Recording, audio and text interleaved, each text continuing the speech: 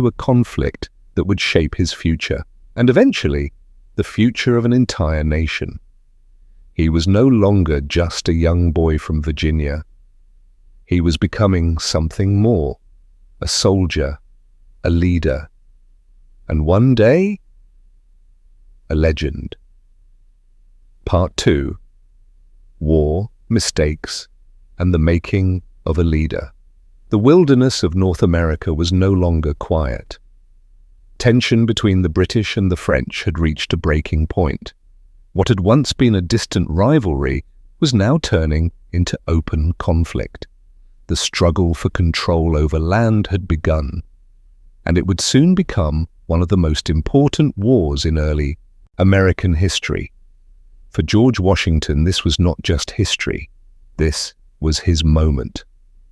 Still young and relatively inexperienced, Washington was given command of a small force of soldiers. It was a great responsibility and a dangerous one. He was stepping into a world where every decision could mean life or death.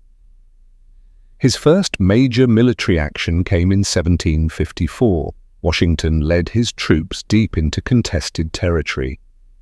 The forests were thick, the air heavy with tension. Every sound, a snapping twig, a distant movement, could signal danger. Then it happened. Washington's forces encountered a small group of French soldiers. What followed was a sudden and chaotic clash. Shots were fired. Confusion spread. Within moments, men were fighting for their lives. The skirmish ended quickly, but its consequences were enormous. A French officer had been killed. That single moment ignited a much larger conflict, a war that would spread across continents. Soon after, Washington found himself facing a far greater challenge. French forces, along with their Native American allies, began moving against him. Realizing the danger, Washington ordered the construction of a small defensive position, later known as Fort Necessity.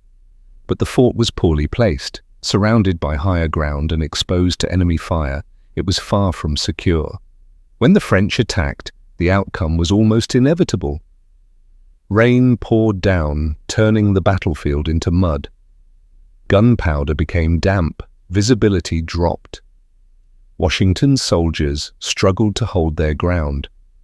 After hours of fighting, Washington was forced to make a difficult decision. He surrendered. For a young officer with dreams of greatness, it was a painful moment. His first major campaign had ended in defeat. But instead of breaking him, this failure became one of the most important lessons of his life. He learned that courage alone was not enough. Strategy mattered. Positioning mattered. Preparation mattered. Washington did not give up. In the years that followed, he continued to serve in the British colonial forces during what became known as the French and Indian War. He fought alongside experienced officers, observed their tactics, and slowly built his understanding of warfare. One event, in particular, left a deep impression on him. During a campaign led by British General Edward Braddock, Washington witnessed a devastating defeat. British troops trained to fight in open fields were ambushed in the dense forests by French and native forces. The result was chaos.